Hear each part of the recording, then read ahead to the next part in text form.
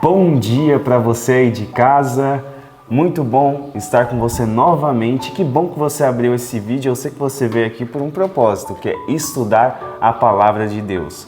Bom dia, igreja! Bom dia! Igreja bonita, né? Igreja fervorosa. Bom dia, irmã Ana! Bom dia, meu irmão! Bom dia, igreja! Bom dia! Que bom estarmos mais um dia aqui, né? Na casa do Senhor. E você aqui aí de casa, né? Nos acompanhando mais esse dia. Que muitas bênçãos possam inundar o seu dia. E antes de orarmos, eu vou pedir para você aí de casa compartilhar esse vídeo. É o dever de todos nós sermos missionários. Mas é claro que nem todo mundo consegue vir aqui, mas você que está em casa consegue enviar esse vídeo para as outras pessoas. E isso vai ajudar muitas pessoas, amém? E agora vamos fazer uma oração. Querido bom Deus e Pai, muito obrigado, Senhor, por mais esse dia que o Senhor nos concedeu, que acordamos com vida, com saúde. Por favor, meu Pai, nos abençoa, nos protege nesse dia, principalmente agora que vamos louvar o Teu nome e estudar a Tua Palavra, Senhor. Nos guarda e nos livra de todo mal. Em nome de Jesus, amém. Amém. E agora nós vamos cantar ao nosso Deus, e você que está em casa, cante também conosco o hino 212. Esse hino fala sobre um novo nome que todos nós teremos lá na glória, amém?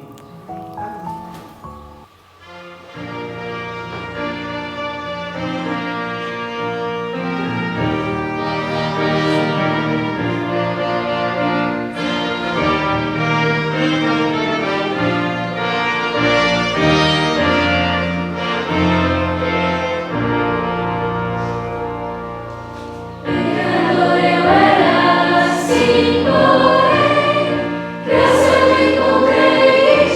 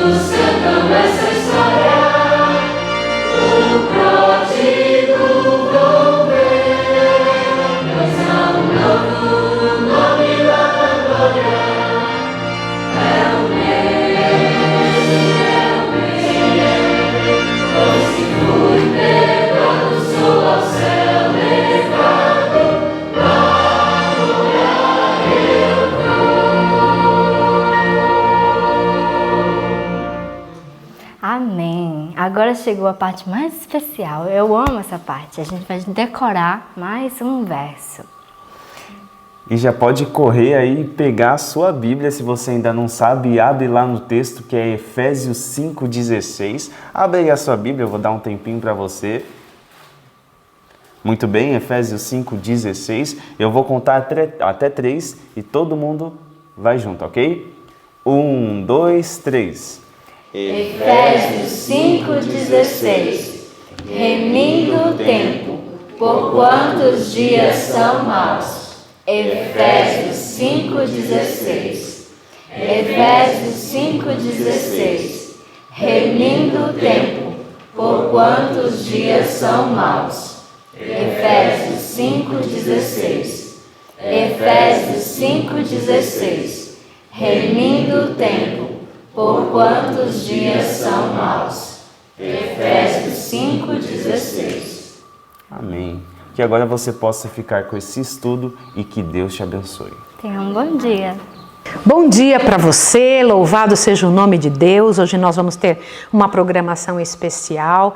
Então nós, pela graça e poder do Senhor, estamos juntos hoje de manhã para fazermos esse momento de nosso ano bíblico. Irmãos, como é sério uma atitude, um momento da nossa vida que não foi tão bem pensado. E então, depois disso, a vida se torna um resultado desse momento mal pensado. Alguma vez já te aconteceu isso? Alguma vez você já percebeu que alguma coisa que você fez, você poderia ter feito diferente, mas que agora não tem mais como voltar atrás?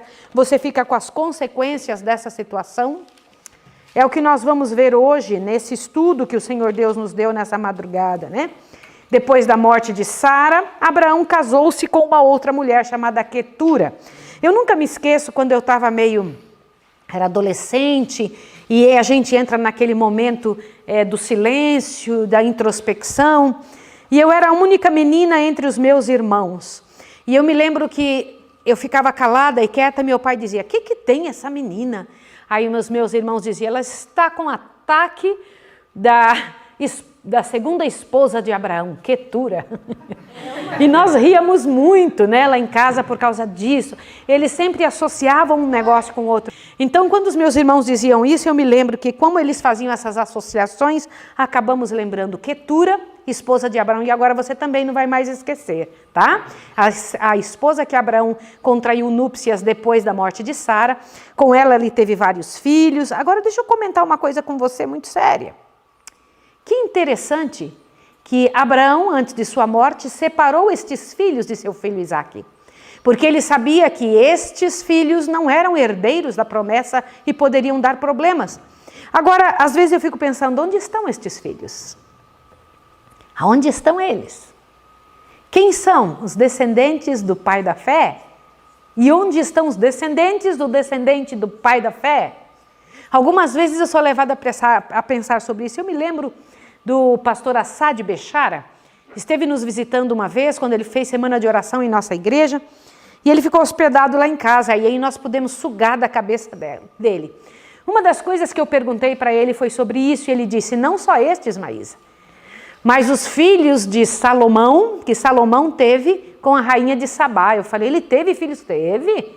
E onde estão? E ele foi comentando a respeito destas descendências de pessoas que nós temos um tronco, que é Abraão e Isaque, não é isso? E depois Jacó e assim por diante.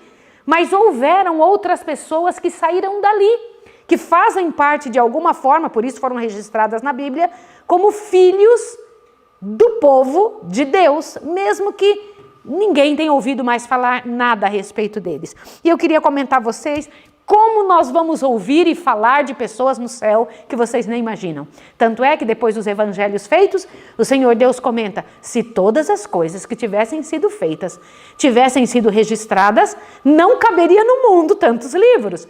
Mas você vai ter tempo durante o milênio de estarmos lá no céu, né? E vendo e estudando estes assuntos, muitas vezes da boca destas próprias pessoas. E eu fico impressionada com isso.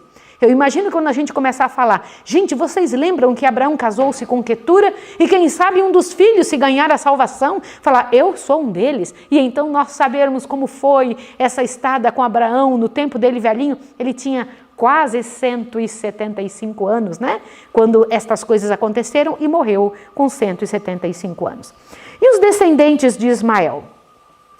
Assim que Abraão trouxe a esposa para Isaque, Isaque casou-se com ela, e ela era estéril e ele começou a orar a Deus. Isaque orava a Deus pela sua esposa, né? Essa é uma atitude muito interessante que me chama muita atenção do caráter de Ismael. Orar pela esposa que tem, pelas deficiências de Isaque, pelas deficiências que a esposa possa ter.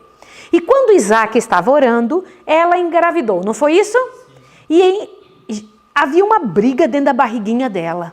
Os nenenzinhos que estavam lá, que ela nem sabiam que eram gêmeos, né? Começou a lutar dentro dela. E ela recebeu a visita de um anjo. Um anjo do Senhor avisou para ela, o céu avisou para ela que 2 nações estavam no seu ventre. Vocês podem imaginar um negócio desse? Só que falou um negócio importante. Já tinha dito antes das crianças nascerem que o primogênito não seria o que nasceu primeiro. Já disse claramente para ela. E que um primogênito que nascesse primeiro serviria ao que nasceu depois. Isso deveria ter sido fato na vida dela. Para ela e para Isaque, que eram 2 que estavam orando a Deus, e eles tinham pedido a Deus aquelas crianças, eles tinham pedido orientação do céu, já deveria ser fato. As crianças nascidas e eles deveriam criar os filhos de acordo com o que ouviram. Sim ou não? E foi assim que eles agiram? Não. Eles ouviram uma orientação e não seguiram a orientação. Criaram o filho que ele mais gostava. Que terrível a preferência. Eis uma coisa tenebrosa que eu acho em qualquer situação, seja na família ou num grupo coletivo como nós. Não pode haver preferência. Preferência só traz miséria e dor e sofrimento. O filho preferido de Isaque era Esaú. No entanto, a esposa também, Rebeca, tinha um filho preferido, que era Jacó. Imagina que luta! Eu imagino como é que era que ela cuidava de Jacó em detrimento de Esaú. Eu imagino como ele cuidava de Esaú em detrimento de Jacó. Isso trouxe o quê? Animou os ânimos ruins do filho e animou os ânimos ruins do outro filho. Não pense que foi só Esaú que tinha defeitos a serem curados. Jacó também tinha defeitos a serem curados. E eu preciso comentar com vocês quem era um e quem era outro. Nós sabemos que Esaú amava a satisfação própria. Eu vou comentar com vocês os detalhes de quem era Esaú. Esaú amava a satisfação própria, amava o presente, não fazia previsão para o futuro em absolutamente nada. Não tolerava restrições. Ele amava a vida sem compromisso. Ouviram isso? E ele tinha uma amabilidade turbulenta. O que é amabilidade turbulenta? E ocasional. O que é isso? Te amo hoje porque você está legal, mas hoje eu não estou afim. Dá licença daqui. Amabilidade turbulenta. Olha só, e ocasional. E ele era um sanguíneo do campo. Voltava do campo feliz da vida. E o temperamento mais recatado de Ismael fazia com que, eu amo Esaú. O temperamento de Ismael fez com que amasse a Esaú. Vocês entenderam isso? Lá estava. Isaque amava Esaú. O temperamento de Isaque era um temperamento mais tranquilo. E quando ele via Esaú daquele tipo de atitude, o que ele fez? Falei, eu vou amar esse filho, é esse filho aqui que me chama a atenção. É desse jeito que eu gostaria de ser, sabia? Eu vejo nele o que eu poderia ter feito e eu não fiz. Então eu gosto desse filho demais. Imagina isso? No entanto, aquele que ficava em casa, e eu lendo essa madrugada, eu lembrava de você, Júnior. Eu lembrava de você, ele que disse, eu me pareço com Jacó.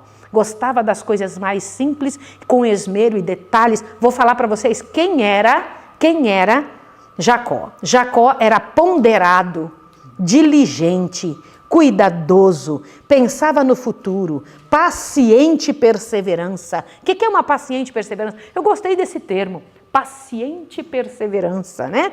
Ele tinha Ele era econômico, gostava de economia, tinha previsão e tinha afeições profundas e fortes. Olha que coisa bonita. Quando ele amava, amava muito. Mas ele era mais tranquilo, mais calmo e gostava das coisas muito bem feitas. Era diferente do irmão? Totalmente. E não era só fisicamente que eles eram diferentes. Lembra que um nasceu totalmente ruivo e peludo, o outro era pacato, branquinho, sem nada ali.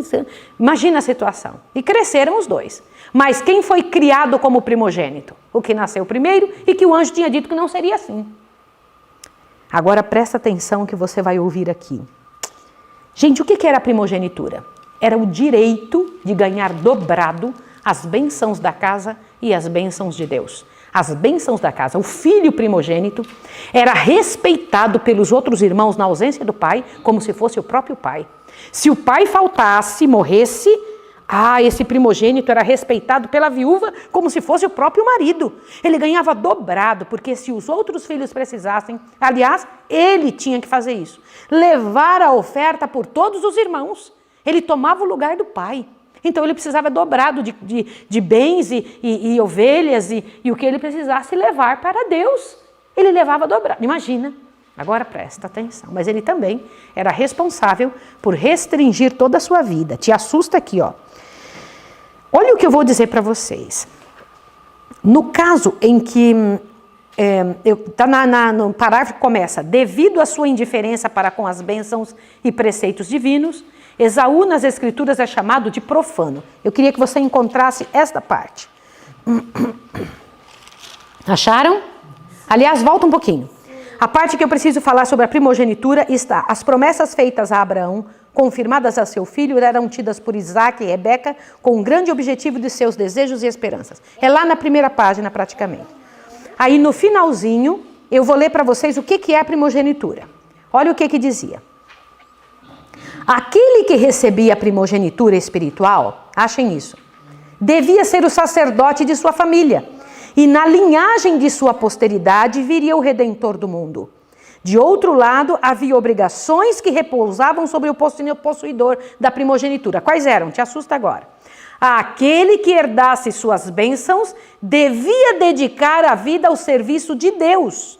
Como Abraão devia ser obediente aos mandados divinos. Agora te assusta a próxima frase. E em seu casamento, nas relações familiares, na vida pública, devia consultar a vontade de Deus. Quer dizer que essa pessoa não se mandava. Essa pessoa era então agora de Deus. Esaú não queria isso. Falou, não quero esse tipo de vida. Ele achava inclusive que era uma restrição importuna e mesmo odiosa servir a Deus. Eu não quero isso. Para ele, poderio, riquezas e festas e orgias eram felicidade. Ele se gloriava na liberdade sem restrições de sua vida selvagem e errante. Imagine isso. Que tremendo. Eu também te amo, filha. Mas vocês veem que coisa tremenda isso, que quantidade de vida terrível e de ações terríveis que Esaú tinha. No entanto, Jacó não. Jacó anelava dentro do coração, lá dentro da alma, uma vontade muito grande de ser aquilo que Deus pedia. Ele guardava aqui dentro, por que não eu ser o primogênito? Ele ouvia as descrições do pai dele, Jacó queria tanto. No entanto, te assusta o que eu vou te falar, ele queria servir a Deus, não queria? Ele queria a primogenitura, não queria? Ele queria as bênçãos espirituais. Ele queria fazer tudo o que Deus queria. Mas faltava uma coisa nele, eu quero chamar a atenção de vocês. Por favor, ele queria ser o que Deus quisesse, mas faltava uma coisa. O que era?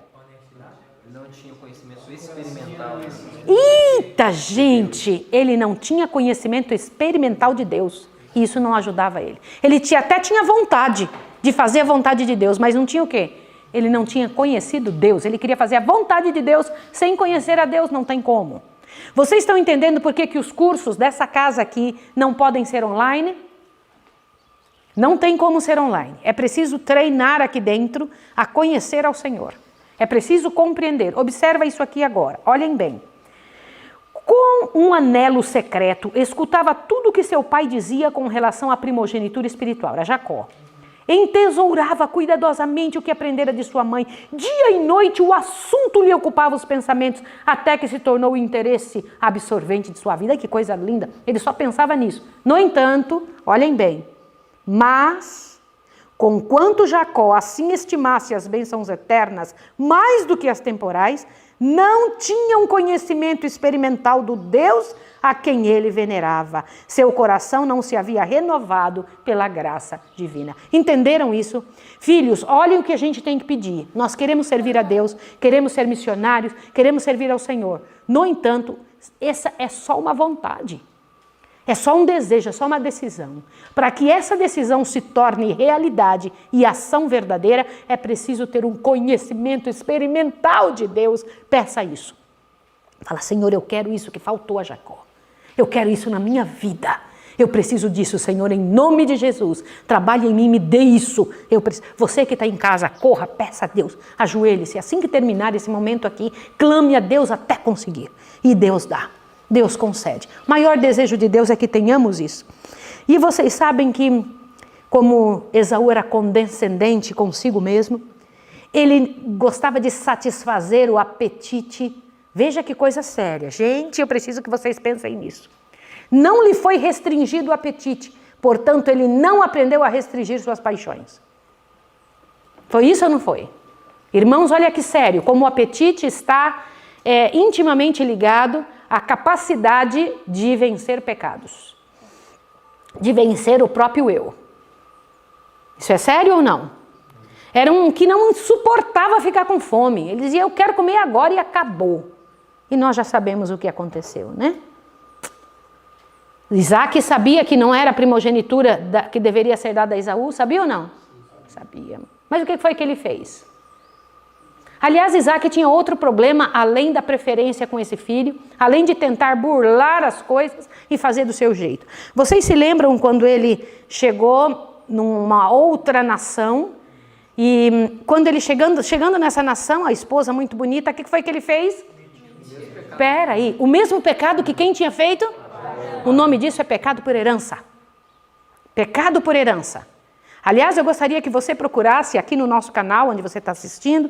Então, vocês entrem no canal Maísa Ribeiro Oficial, vai ter uma pregação chamada Heranças Espirituais. Heranças, maldições por herança. Você precisa escutar sobre isso, é onde eu explico o que um pai faz e a responsabilidade sobre sua herança, sobre seus filhos. Por que os filhos copiam? Eles acabam herdando aquele pecado, aquela inclinação dos pais. E aqui está uma das provas. O que foi que Isaac fez? Isaac chegou e mentiu, é minha irmã. E alguém observou ele fazendo o quê? Falou, opa, esta não é irmã dele, porque ele está acariciando ela intimamente, porque viram isso acontecer. E o rei daquele local chamou, ei, você ia trazer uma maldição terrível sobre nós, porque eu ia pegar sua esposa mesmo para mim, que eu achava que era sua irmã, que você está mentindo dizendo que é sua irmã.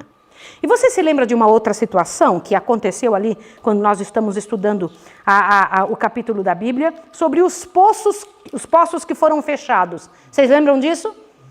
Ele está caminhando com todo o seu povo, lá está Isaac caminhando com todo o seu povo, e os poços que tinham sido abertos para o Abraão, ou mesmo por ele, o que é que as pessoas daquele campo e daquele lugar faziam? E por quê? Eu quero que vocês analisem. Por que as duas histórias estão juntas? A história da mentira dele e a história desses poços. Vamos lá, vocês têm que pensar. Bora, pensem.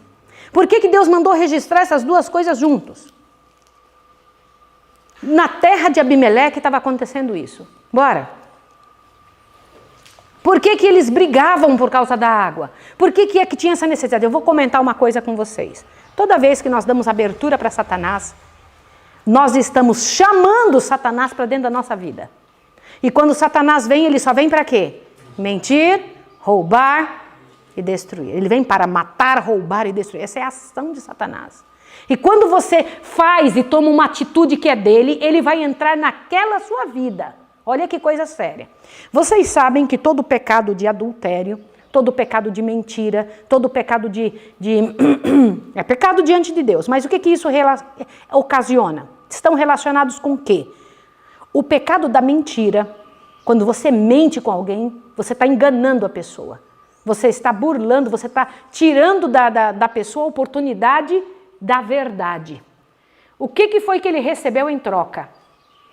O que aconteceu com o trabalho que ele estava fazendo com relação àqueles poços? Pensa, quem foi que fez isso? Foi um anjo do céu que veio e trouxe para ele essa maldição? Aonde ele abria, vinha maldição e briga atrás, vinha ou não vinha? Foi isso ou não foi? Ele abriu espaço para Satanás trazer para a vida dele o que ele estava tentando, pela sua mentira, dar a Abimeleque e a sua família. Você tem que pensar sobre isso. O que a gente faz de ruim e de errado para com alguém vai vir em galope, em dobro para cima da gente. Porque Satanás vai dizer, você me deu liberdade, agora eu vou acabar com você. Se foi um pecado sexual, você pega e vai e estraçalha a vida de alguém, ou engana uma moça, ou engana um rapaz, ou seja o que for que você faça escondido, ninguém sabe. Satanás entra na sua vida e fala, agora a tua vida sexual é minha. Agora você vai ver o que eu vou fazer na sua vida sexual. Vocês não têm ideia o que Satanás é capaz de fazer. Ele só vem para quê? Matar. É isso que ele faz. Você deu, e é exatamente no pecado que você faz. Digamos que você vai lá e fala mal de alguém. O que vão fazer com você? Vão falar mal de você. Porque você deu liberdade. O diabo fala, eu tenho direito sobre essa área da vida dessa pessoa. Se você é preguiçoso, os teus filhos vão receber a maldição da preguiça. Porque Satanás vai trazer isso para a sua vida. Gente, é uma troca que ele faz. Você me deu liberdade, eu vou estraçalhar você nessa área. Vou acabar contigo, não tem jeito. É terrível, gente. É terrível. Seus empregados serão preguiçosos. As pessoas que você vai lidar, não vai ter progresso na sua vida. Quando você é preguiçoso, não tem progresso. Tudo que forem fazer para você vai ser ruim. Vai ser mal feito. Do jeitinho que você oferecer para as pessoas. E quando eu paro para pensar nisso, eu fico, meu Deus, que coisa terrível. E Esaú vivia dentro de uma realidade do que ele tinha plantado. Ele gostava da vida de satisfação própria, ele queria casar-se com mulheres que Deus falou que não era para casar, se envolveu com isso e tinha sido a amargura dos pais, os casamentos dele com gente do mundo, era isso ou não era?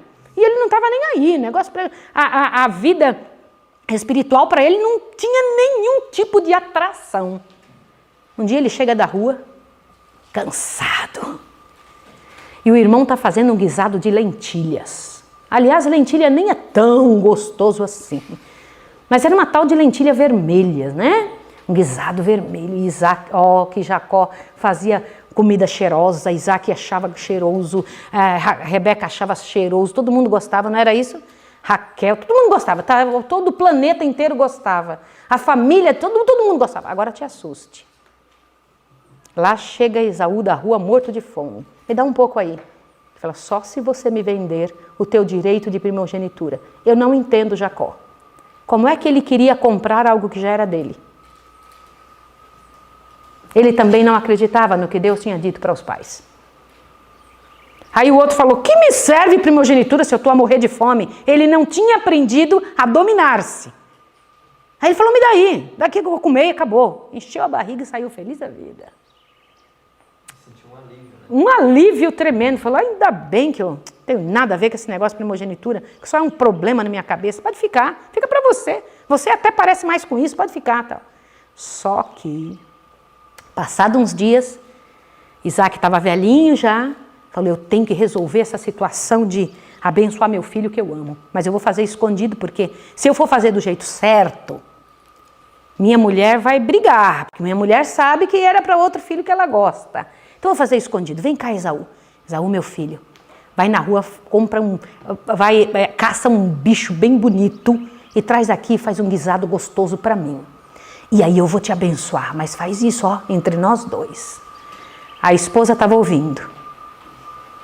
Foi lá em Jacó e disse, Jacó, teu pai falou que vai abençoar seu irmão no seu lugar. Olha o que nós vamos fazer. Pode preparar aqui, me traz que eu sei preparar do jeitinho de Esaú. Traz lá. Vamos lá. Eu vou fazer e o seu pai vai gostar. E Jacó disse, mãe, não vamos fazer isso com meu pai.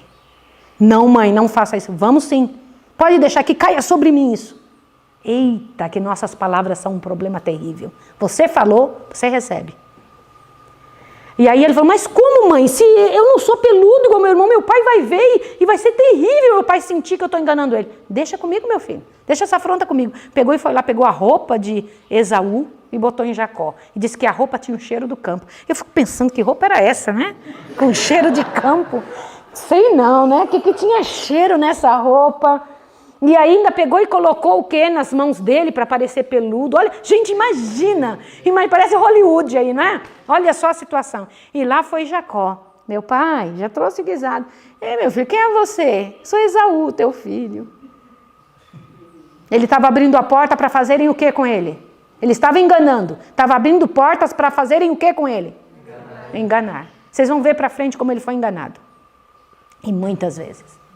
É um negócio terrível. Aí, mas a voz, vem cá, meu filho, que eu quero pôr a mão em você aqui. Aí tocou a mão nele todo peludo, igualzinho a Esaú, porque a mãe fez direitinho, né? Ai, o cheiro do campo do meu filho. A voz é de Jacó, mas... Tá bom, então, né? Deixa eu te abençoar. Que você tenha tudo que é de bom e bonito, meu filho. Que as bênçãos todas, que a sua terra seja uma terra que produza, que teus filhos vão bem, que tudo que acontece de bom. Falou. Não deu alguns minutos, quem chega, quem entra... Esaú, meu pai, está aqui a caça, fiz para você. Eu imagino a mãe olhando o filho fazendo a caça para levar para o pai. Gente, eu fico preocupada com essas ações. Imagina a mãe olhando e Jacó também olhando o irmão fazendo. Ai, meu pai do céu. Esaú entra. Meu pai eu trouxe. O quê?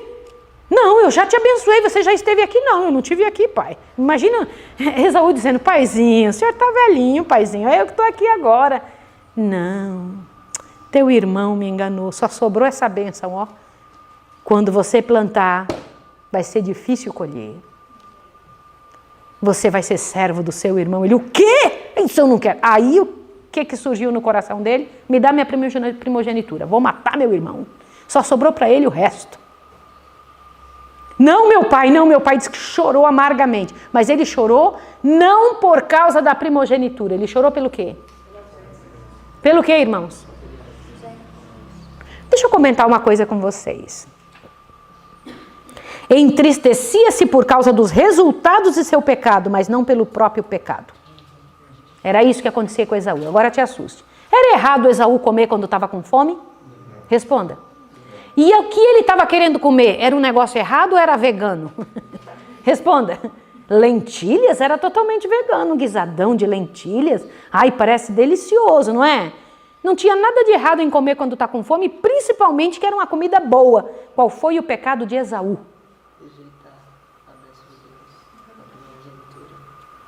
Qual foi o pecado de Esaú? Raciocina, você que está em casa. Ele, olhe bem, ele trocou o melhor, a altura que Deus tinha dado, por algo menor, porque não queria mudar de vida.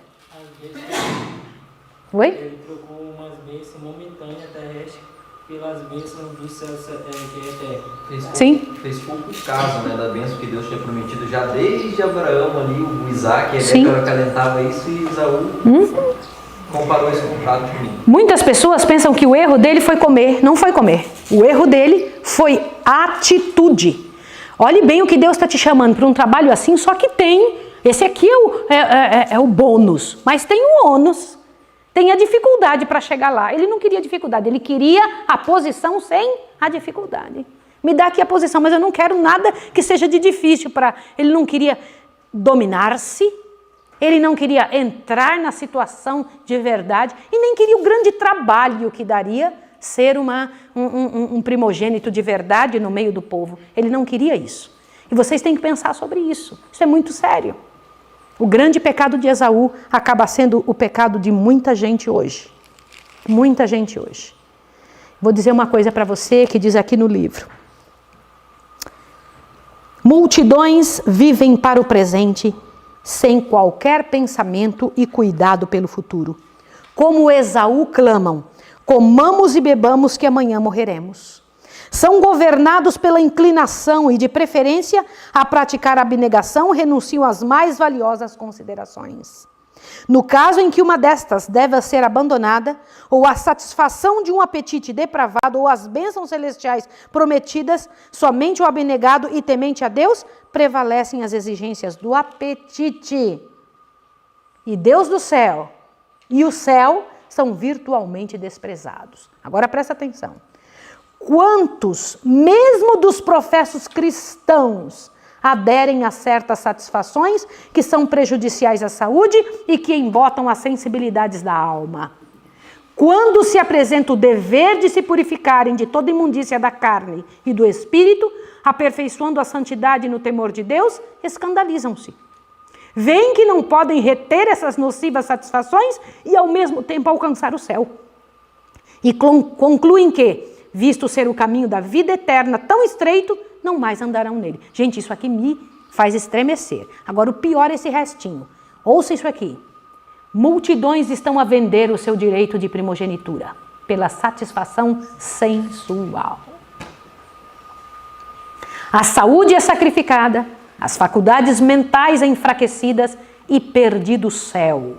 E tudo por um simples prazer temporário. Meus irmãos, que coisa séria, que terrível, uma rápida hora efetuou uma ação de arrependimento por uma vida toda. Eu imploro para você que está em casa, que em nome de Jesus, não percamos a nossa primogenitura. Você sabia que o Senhor Deus vê seu povo como primogênitos entre os outros irmãos? Deus tem muitos filhos, mas Ele chamou um povo e deu a eles uma incumbência. É o povo da Igreja Adventista do Sétimo Dia. Estes são os primogênitos de Deus, com a responsabilidade dobrada. Receberam mais para oferecer para o mundo. E não podem trocar o privilégio que Deus concede, a graça que o Senhor Deus oferta, aquilo que o Senhor Deus colocou e confiou em nossas mãos, por satisfações dessa terra, tão momentâneas, tão de agora e tão pueris, que vão ficar aqui. Muitos estão vendendo o seu direito de primogenitura por coisas deste mundo, por um detalhe, por um momento. Eu queria convidar você para que pela graça e poder de Deus se ajoelhasse e dissesse: Senhor, me ajude. Pai Santo, faça em mim o teu trabalho. Reorganiza a minha história. Me ajude a não tomar a posição de Esaú. E que eu não tome a posição de Jacó em certos sentidos. Porque você sabe que Jacó também acabou errando. Acabou fazendo para tentar resolver sua própria situação aquilo que o Senhor Deus pediu que não fizesse. Ele tentou pela fraude aquilo que ele já tinha por direito. Olha que coisa horrível. E eu queria pedir a você, em nome de Deus, que peça a Deus para aprender a confiar nele. Aprender do Senhor. Senhor, me ensine, trabalhe comigo, arranque de mim o que vai atrapalhar a minha vida, que vai destruir a minha história como tua filha, como teu filho. Eu vou orar agora com você, que pela graça e poder de Deus, amanhã, ao voltarmos aqui, que o Senhor Deus nos ensine a remir os tempos, porque os dias são maus. Que o Senhor Deus nos ensine a olhar as coisas do jeito certo. Que aceitemos do Senhor o bônus, mas também aceitemos o ônus, a dificuldade para conseguir alcançar aquelas situações. Vamos orar? Louvado seja o teu nome, o Senhor é que dá frutinhas mesmo, é o Senhor que concede essas bênçãos para os seus filhos, é o Senhor que concede a tua misericórdia, o teu cuidado conosco, Senhor. Nós rogamos a Ti que o Senhor nos ensine, como teus primogênitos, a viver de acordo com a Tua vontade, a trabalhar de acordo com o Seu desejo, que nós venhamos a receber o bônus, Pai de amor, mas a aceitar o ônus, aceitar a dificuldade para chegar lá. Nos ajude, Pai de amor, para que qualquer coisa que seja próprio de Esaú seja tirado de nossa vida, em nome do Senhor Jesus. Amém, Senhor. Que Deus abençoe você e te dê um bom dia e até amanhã, viu?